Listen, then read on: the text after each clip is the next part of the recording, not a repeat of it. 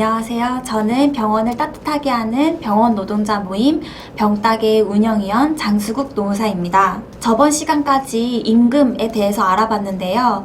이렇게 듣다 보니 임금체불이 발생했다 라고 했을 때는 어떻게 해결해야 될지 오늘 이번 시간에 준비해봤습니다. 우선 임금체불이란 것은 말 그대로 임금이 체불된 상태를 뜻합니다. 노동의 정당한 대가를 지급하지 않는 것으로 명백한 범죄 행위라고 볼 수 있습니다. 임금을 지급하지 않는 것 외에도 일방적으로 임금을 삭감하는 것, 그리고 상여금을 삭감하는 것, 퇴직금을 동의 없이 14일 이내에 지급하지 않는 것 모두 임금체불로 볼 수 있습니다. 만약 이렇게 임금체불을 당했다면 노동자가 어떻게 해야 될까요? 우선 가장 먼저 할 수 있는 건 내가 일한 곳에 위치한 관할 노동청에 신고하는 방법입니다. 고용노동청에 진정을 제기하거나 고소를 제기할 수 있는데요. 진정과 고소의 차이점을 잠깐 알려드리면, 진정은 내가 돈을 못 받았으니 돈을 지급받게 해주세요 라는 민원의 제기라면, 고소는 이 회사에서 법 위반 사실이 발생했다, 그러니 처벌을 해달라 라고 처벌을 구하는 절차라고 보시면 됩니다. 이렇게 노동청에 진정 및 고소를 제기하면 우리가 드라마에서도 봤던 근로감독관이 내 사건을 조사하고 임금체불 사건이 있는지 없는지를 판단한 뒤에 보통 1개월에서 2개월, 3개월 정도의 절차를 거쳐서 결정이 납니다. 그러면 임금체불을 진정하는 과정에 대해서 조금 세세하게 살펴보도록 하겠습니다. 우선 첫 번째로 임금체불로 신고하기 전에 임금체불에 필요한 자료를 확보해 두시는 것이 좋습니다. 예를 들어 근로계약서나 급여명세서, 지금까지 지급받아왔던 급여통장 내역 등을 준비할 수가 있는데요. 그리고 임금체불을 신고하기 전에 병원에다가 임금체불이 이렇게 발생했으니 며칠까지 지급해달라 라고 사전에 말해보는 것도 좋습니다. 이렇게 자료도 어느 정도 확보가 된 후에, 그리고 병원에 얘기해봤지만 임금을 지급하지 않는다 라고 했을 때는 내가 일한 곳을 관할하는 노동청을 검색해서 임금체불 진정을 제기할 수가 있습니다. 관할 노동청에 직접 방문해서 접수할 수도 있고, 그리고 인터넷으로도 접수가 가능하고 우편이나 팩스로도 접수가 가능합니다. 이렇게 접수가 되고 나면 15일 정도 경과한 뒤에 담당 근로감독관이 임금체불의 경위나 지급에 대해서 조사를 실시합니다.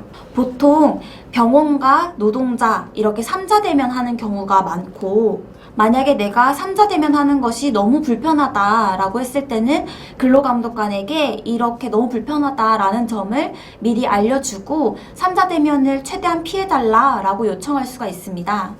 이렇게 출석 조사를 마치고 난 뒤에는 근로감독관이 작성한 진술서를 보여줍니다. 이렇게 진술서를 확인할 때 꼼꼼히 확인하고, 만약에 잘못된 내용이 있으면 그 자리에서 즉시 근로감독관에게 수정을 요구하면 됩니다. 이렇게 조사를 통해 임금체불이 만약 존재한다라고 확인이 되면 근로감독관은 병원에다가 며칠까지 얼마의 임금체불을 지급해라 라는 지시명령을 내리게 됩니다. 이 지시명령이 있으면 병원은 기간 내에 임금을 지급해야 됩니다. 이때 임금 지급이 만약 됐다라면 노동자가 신고를 취하하게 되면 임금체불에 대한 별도의 처벌 없이 그대로 사건이 종결됩니다. 그런데 내가 임금을 지급받은 걸 상관없이 나는 이 범죄 행위에 대해서 처벌을 하고 싶다 라고 하면 취하지 않고 근로감독관에게 나는 이 사건에 대해서 처벌을 원한다 라고 분명히 밝히시면 됩니다. 그런데 근로감독관이 이렇게 시정 지시를 내렸음에도 불구하고 사업주가 끝까지 임금을 지급하지 않는 경우도 있습니다. 이렇게 병원이 끝까지 거부하는 경우에는 노동청에서는 검찰에 이 사건을 송치하고, 검찰에서는 이 사건에 대해서 재판 또는 조사를 통해서 체불임금을 확정하고 형사처벌까지 처해질 수 있습니다. 이렇게 고용노동부에서 거칠 수 있는 절차를 다 살펴봤는데요. 이렇게 노동청에 신고를 했지만 임금체불을 확정받았지만 끝까지 병원에서 임금 지급을 거부하는 경우 병원은 형사처벌되는 걸 떠나서 근로자는 이걸 돈을 어떻게 받아야 될지에 대해서 고민에 빠지게 됩니다. 사실 고용노동부나 검찰에서는 임금체불에 대해서 병원의 지급을 지시하고 형사처벌까지는 할 수 있지만 대신해서 돈을 받아주거나 가압류를 하는 절차를 거치지 못합니다.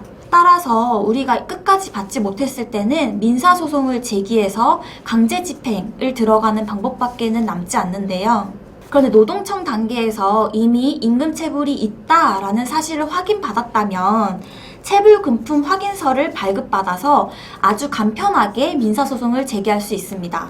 체불임금이 3천만 원 이하인 경우에는 소액사건 심판제도를 운영할 수도 있고, 평균임금이 400만 원 이하다, 내가 받는 월급이 400만 원 이하다 이랬을 때는 체불피해 노동자들에게 법률구조공단에서 무료로 민사소송을 대행해 주기도 합니다. 이렇게 노동청을 가고 어렵게 민사소송을 제기했는데 병원에 강제 집행할 재산이 없어서 끝내 지급받지 못하는 경우들도 있습니다. 이럴 때를 대비해서 국가에서는 체당금 제도를 운영하고 있는데요. 체당금 제도는 국가가 사업주를 대신해서 먼저 체불된 임금을 지급하고 국가가 사업주에게 따로 받아내는 그런 제도를 말합니다. 이렇게 체당금에는 두 가지 종류가 있습니다. 먼저 소액체당금에 대해서 말씀을 드리면, 이 소액체당금은 회사가 망하든 말든 이유 상관없이 최대 1,000만 원까지 체불된 임금이 있으면 그거를 국가가 먼저 노동자에게 지급해주는 제도입니다.